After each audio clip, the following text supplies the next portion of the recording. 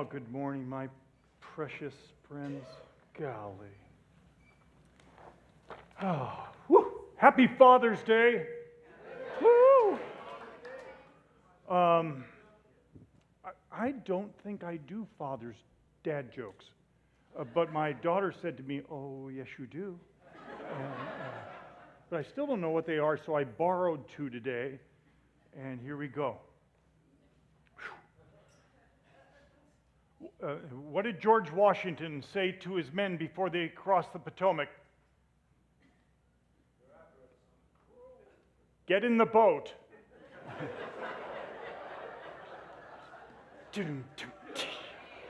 Thank you. You've been a wonderful audience. Okay, all right. This one gets better. Why do scuba divers fall off backwards into the water? Because if they fell forward, they'd just stay in the boat.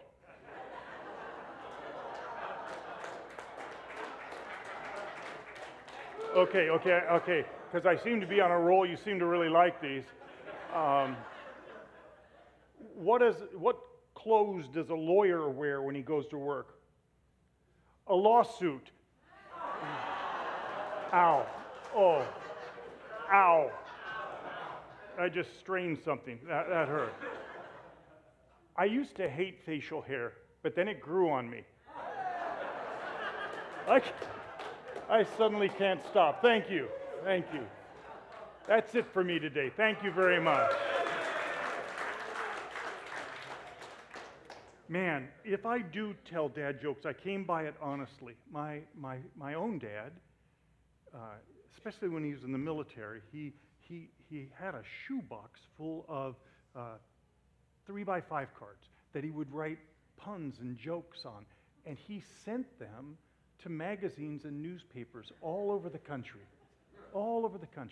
He had, after years and years, he had one published. I think it was like in the Allentown Call Chronicle or something, but he had it framed and I saw it often. And my dad can't be here today because he is no longer here. He is 101, he would have been 101 years old. Isn't that crazy, which is so strange? I'm like 48. I don't know how that happened. But I want to tell you a story that I wrote about him because it really does tie into the message I want to give this morning. So this is in 1969. We moved, he was with General Electric, and we moved from Southern California to Phoenix over on 805 West Northview. And this is the story of my father and I and that house. Pyracantha is nearly irrefutable proof of the existence of Satan. I believe it to be his personal plant of choice. In even the harshest climates, it steadily matures into a sticker hedge of death. 2 hedges of it came with our Phoenix home purchase, front yard and back. Picture green barbed wire with poisonous berries. Trimming it was part of my particular list of chores. Chores were at the center of the tension between my father and me during high school. He thought I should do them. I felt strongly I should not. Especially during summer. I thought I should not be asked to do anything during summer break, but stay out long after the streetlights came on. My chores. I was to pick up the dog poop, clean the pool, make my bed, wash the car, mow the lawn, and keep up with the ever-advancing Pyracantha. And nearly every day it was the same. Dad, John, did you do your chores? Me, indistinguishable mumbling. Dad, well, you're not leaving the house until they're done. Me, louder, nearly distinguishable mumbling. And so it went, my half-hearted keeping of chores after enough nagging and threats. One June morning, this all changed. Before he walked out the door for work, he found me. I was doing nothing, preparing for an entire day of doing nearly nothing. He was wearing black dress slacks, a starched white shirt and a red tie, held to his shirt with a clip. "John, I don't know how to tell you how much I care about you. You bring a lot of life and laughter to our home. Your mom and I are so proud of you. Do you know that?" And then he turned and headed towards the door, turning back only to say, "Hey, if you want, when I get home, we could play maybe some catch." And then he was off. So were my plans for the rest of the day. I still didn't know what happened. Did he take a parenting class the evening before? Regardless, almost involuntarily, I walked to our shed and pulled out our hedge trimmers. They were rusted and jammed. I had no gloves. I walked out into the Phoenix summer heat to tackle the hellish pyracantha. I dug deep into that spreading vine of death. I reshaped that ignored mass of thorns into something almost resembling a manicured hedge. It took me almost all day. I didn't care. I don't think I'd ever worked so hard. My hands were blistered from the antique hedge trimmer, and my arms were bleeding from picking up thorn-covered vines formed during the Hoover administration. I took garbage can after garbage can after garbage can to the alley and mowed up the last scraps that I couldn't get by hand. I was in my bedroom when I heard his '62 Chevy station wagon turn into the carport. Mom greeted him at the door. "Jim, you've got to come and see what John did today."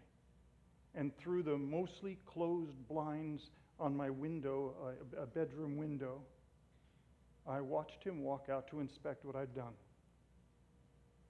Then the reason I had canceled a summer day with buddies, he smiled. I rarely got to see that smile. He was beaming. He was proud of his son. I was getting to be the son he described to me before he left for work. A rebellious high school kid turned friend in one interchange. Though my dad didn't have God as his motivation, something about being formed in the very image of God caused him to affirm and bless a son who less than deserved it. And that son found himself wanting to bring great joy to his father.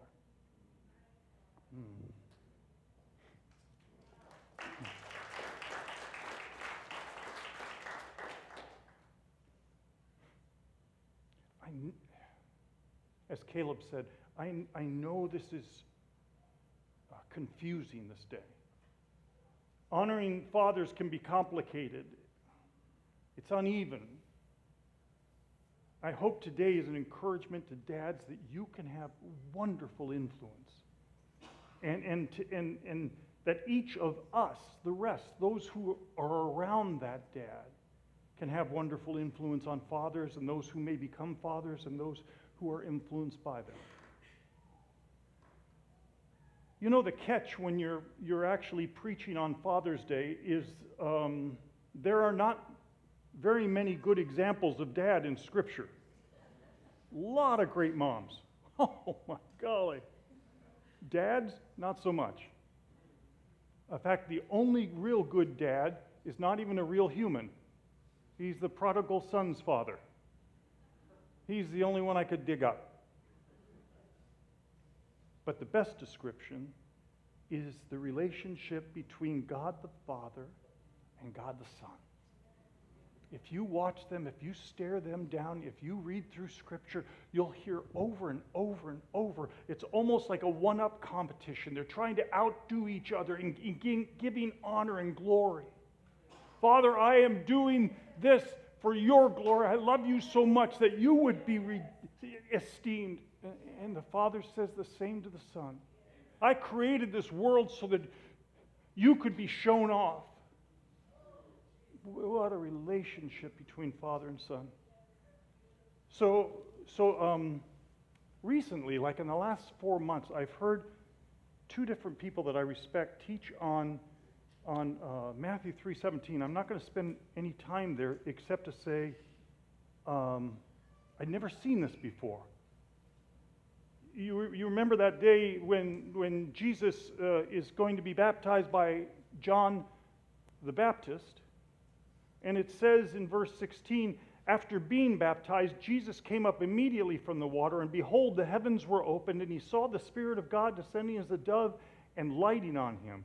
And behold, a voice out of heaven said,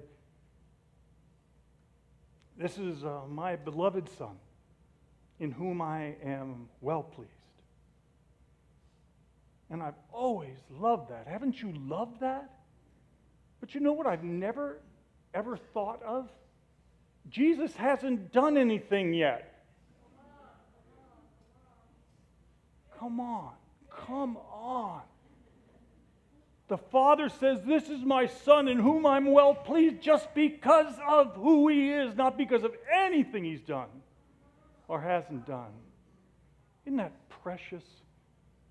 The Father and the Son. Okay, if you'll allow me, we're going to look at two passages in the New Testament. They say very much the same thing. They give a single injunction and direction to fathers. And they also give a way home. Whatever we're going to talk about, fathers, is not rules or formula to get our kids to behave. It is a way of life that offers a lifetime of love. I've always loved what Bill Thrall has taught us, that early on in parenting, when they're just real young, you need rules, you need boundaries, because they can't reason. They will jump off onto their head off the couch. There's no reason they wouldn't. And so you have to implement things to protect them. And the older and older they get, that gets to gradually, as they can reason with you, that gets to gradually move into guidelines. More guidelines than laws and boundaries. And so that's exactly true with these two passages that we're going to look at. These verses are true for all of our kids, but they become more relatable, applicable, and potentially volatile as your kids become able to reason and question and challenge you. It's beautiful. Thank you for that. Someone thought I needed background music. Thank you. Thank you. Well, would you put up the first slide, Jason? Here's one of the two that we're going to look at today. Fathers, I'm going to give you one thing to do. Out of all the things I could tell you to do, don't exasperate your children so that they will not lose heart. Then give me the next one, Ephesians. Fathers, do not provoke your children to anger, but bring them up in the discipline and the instruction of the Lord. It's interesting that that word exasperate that is in the New American Standard, in ESV is provoke, in the NIV it's embitter, in the ASB it's antagonize, in the NLT it's aggravate. Ephesians, this one of provoke, it's pretty much the same in most of your translations, isn't it? Provoke. And if you look in the Greek, it gives you this idea of just this. Don't poke them. Don't poke your kids. Don't get in their face and poke them. So interesting. It's the only specific directive and injunction to dads anywhere around. Why? Why this? Well, apparently dads can do potentially a whole lot of harm. And they also have an extraordinary opportunity to influence great goodness. In your parenting, it all comes back to whether you understand your identity in Jesus and how you think he sees you. Did you hear that? Your parenting all comes back to whether you understand your identity in Jesus and how you think he sees you. Jason, give me that next slide. Yeah. Your children will experience provoking from you to the extent that you believe God is provoking you.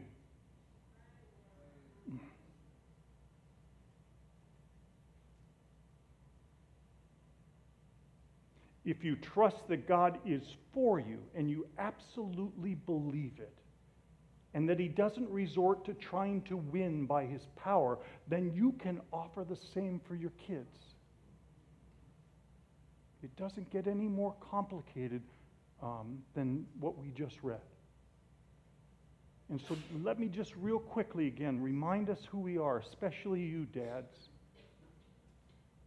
Put that next one up, Jason. You are, dads, individually, uniquely, as adored as anyone on this planet. You. There is no one adored more on this planet than you.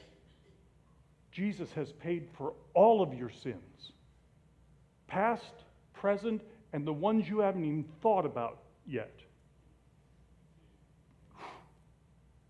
That's how beautiful your Jesus is.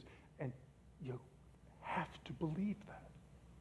Is His shed blood on that cross this powerful? I know it took care of what was in the past, and maybe some of the present ones, but the future? No, that's up to me. No, His death covered all of those. God is for you. He's not angry with you, ever. He's never disgusted with you. He never says, I ought to take a 2x4 to you. Call yourself a dad. Why I ought to. You have the power and goodness of Jesus in you fully right now.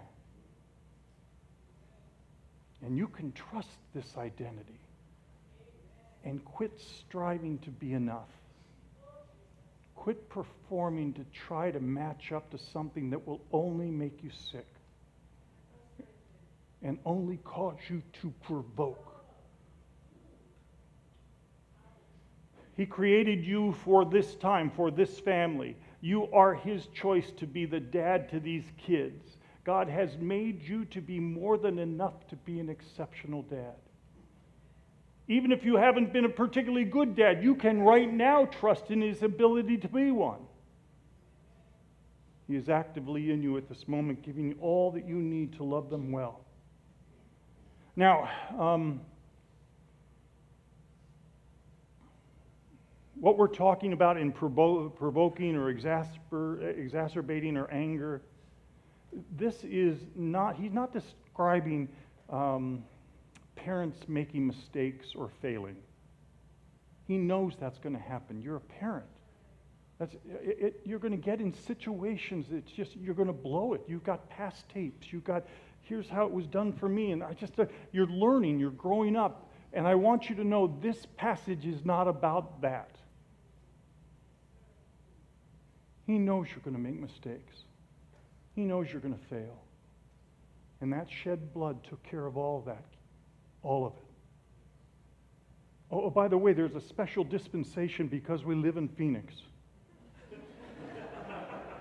In Phoenix, we get extra grace, dispensation of grace in the summer when they're out of school and the temperature gets over 105. As soon as it goes over 105, you can do pretty much whatever you want. Colorado, they don't have that. They get it in the winter, yes. So he's not describing the mistakes and failures that you're going to make of parenting, of sometimes saying, hey, what you got? Stop. That's going to happen.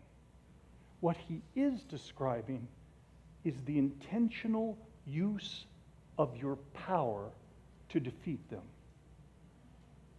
That's what he's describing. The intentional use of your power to defeat them. See, we have almost all the power as parents.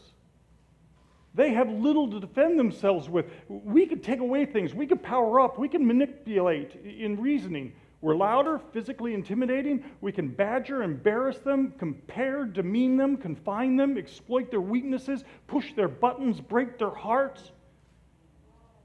When we believe winning is more important than winning their heart.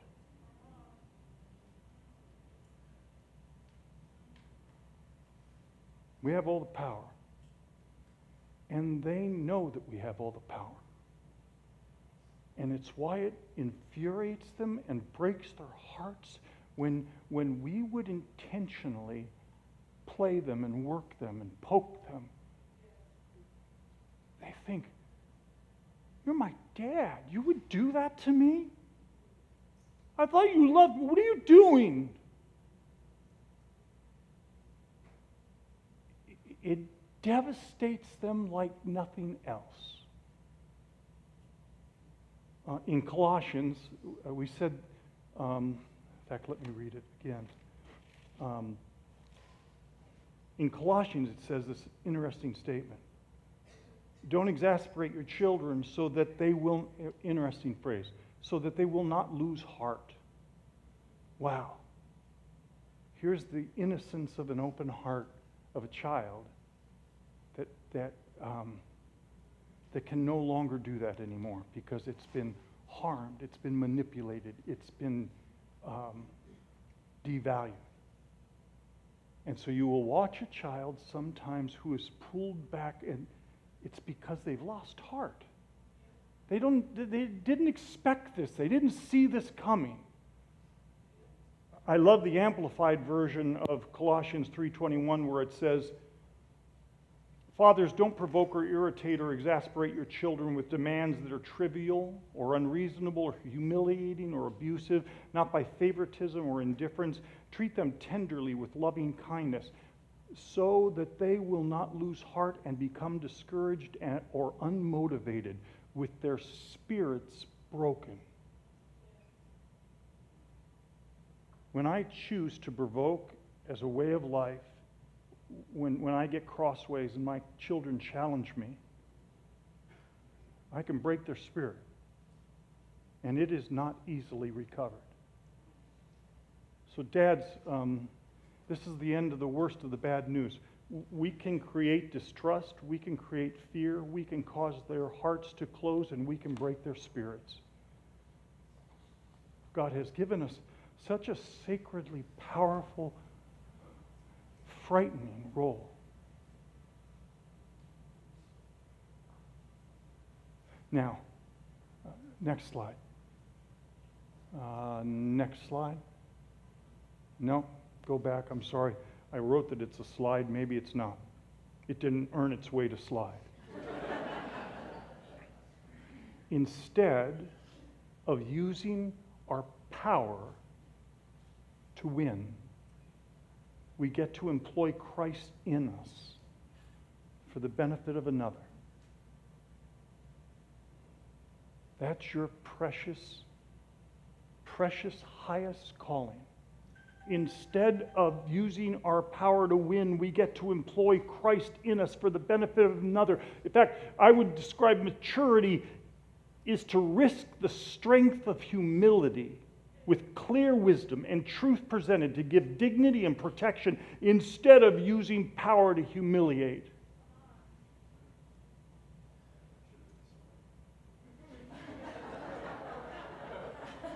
Second service, maybe it'll be a slide. Maturity is to risk the strength of humility with clear wisdom and truth presented to give dignity and protection instead of using power to humiliate. So it sounds like this. Instead of provoking, we get to own our wrong and be winnable. Oh, my daughter, I am so sorry. What just happened out there, that was about me. Do you know your kids are wired to not disrespect you, but to respect you all the more when you do that? When you're winnable, they'll just go, I'm with you. How high, how far? So I get to own my wrong and be winnable. I get to respect them in the disagreement. I get to treat them as a beloved child, not an opponent. I get to refuse to shame them. I have it all at my disposal, but I refuse it. It's off limits. I yield when it's a question of taste. Dad, I would like to paint my room black. Not in my house. No. Caleb wanted that. My son Caleb wanted his room black. It was black for a while. It was weird. I refuse to say these words of the flesh. Why can't you? What's wrong with you? Your brother could. And I'm going to give reasons instead of, because I said so. And I want to give them a way home. I want to continually be de-escalating. I want to affirm them, even in the midst of the argument. I want to affirm them and remind them who they are. And I want to give discipline. I want to give direction, but I want to never, ever punishment. Never give punishment. Punishment carries with it, I will get even with you. That's what punishment does. No, we get to give direction, and we get to discipline, but we never get to punish, ever.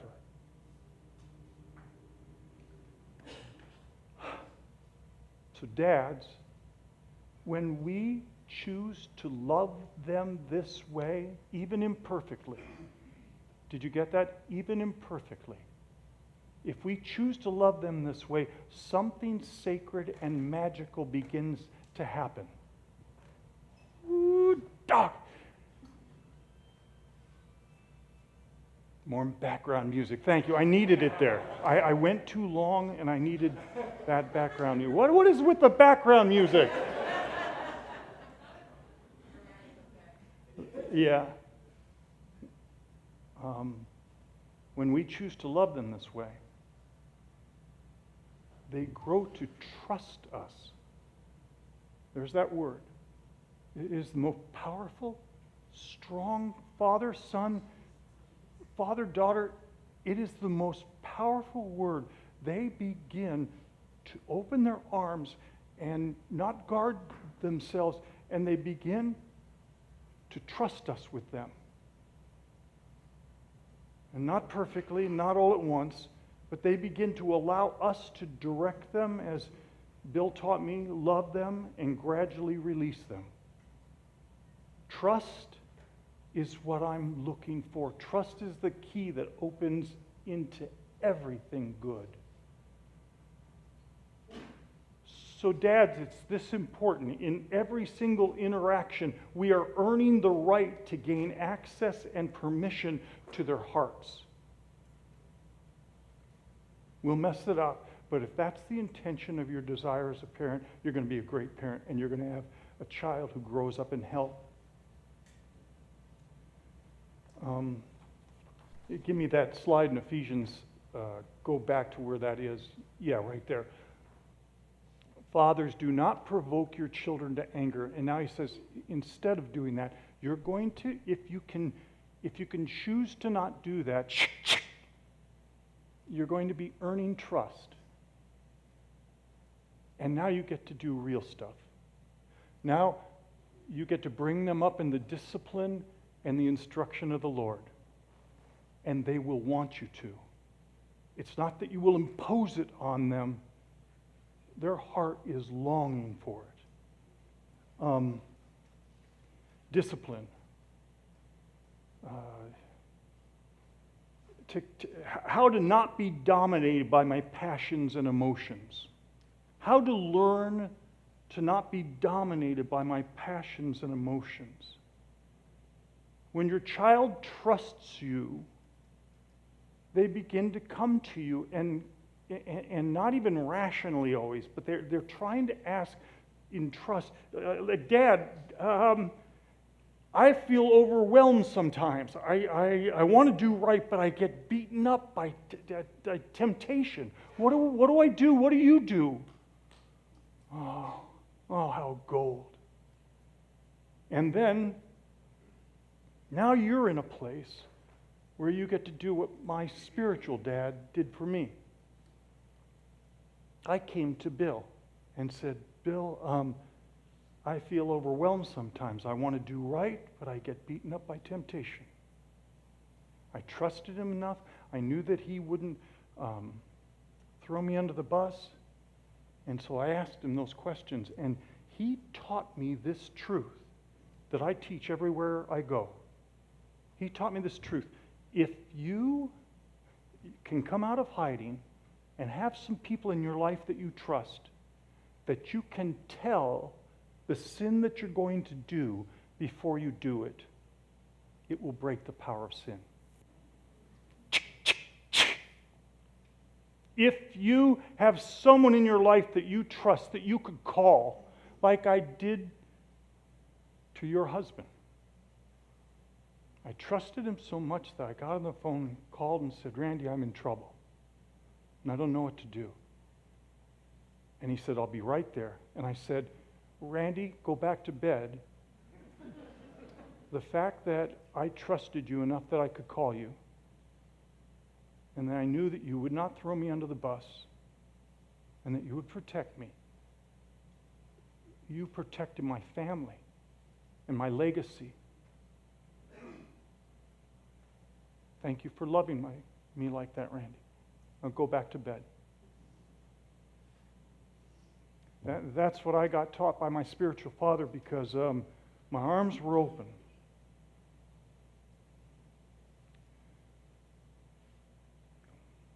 And then the instruction of the Lord. Again, in this setting, they're initiating. So maybe when they're younger, they say, Dad, what's God like? Instead of answering, I don't know, he's really big. Instead of that, maybe you get to say, well, why don't we figure this one out together? Why don't we learn this together? Why don't we learn to see who he is together? Because I sure don't know a lot. I'd love to do that with you. This is what gets to happen when we stop poking and trying to win because we all have all the power, instead using humility and saying, I won't use you, child. I won't beat you up until they trust you. And now the real conversations get to happen. You get to teach them who they are in Jesus. You get to teach them how to receive Christ's love. You get to teach them grace and how to live forgiven. And maybe almost as important as those, you get to tell them your faith journey. You get to tell them how you failed in this area and why it didn't work and why it wasn't worth trying. And you get to give the outcomes. And they get to walk with you. And sometimes they get to protect you. If you choose to earn trust, and you get to do this for a lifetime. And if you choose to earn trust at any time, you can regain their trust. You really can regain their trust. You get to influence at any age. I'm 71. I'm still getting to influence as a dad. It's very sweet.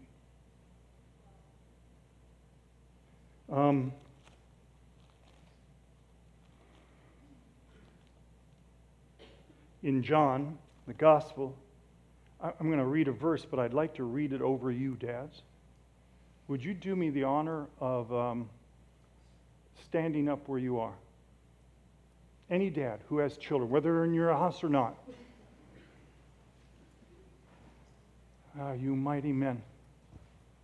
Remember, Jesus said at the start, the Father said to Jesus, this is my Son in whom I'm well pleased.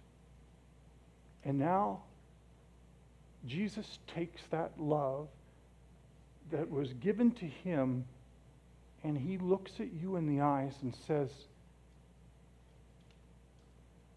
Just as my Father loved me, so also I've loved you. And if you believe this, it will change everything. It will transform, it will break generational patterns to the exact extent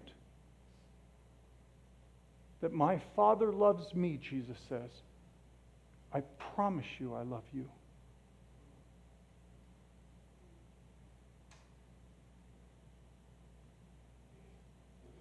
And now I'm going to ask all the rest of you to stand up. Those who, along with them, stand. And if you are married, related in some way, and if you can touch that man, that husband, that dad, that father in any way, that would be wonderful. Because it's true about you who get to protect this dad. It's true about you who get to redeem a generation where it didn't work well.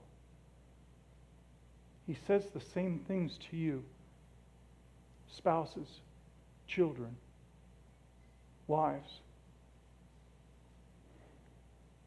To the exact extent that my Father loves you, Jesus says, to the exact extent that he loves me, so also I love you.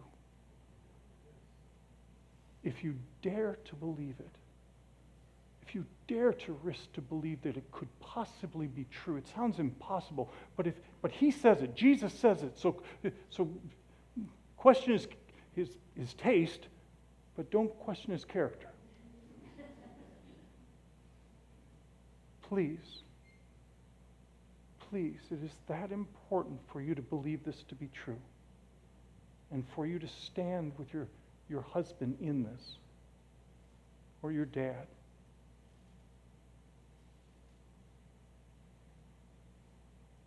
We're going to go to the table now, and it's at spots all around the room. You may be seated. Thank you.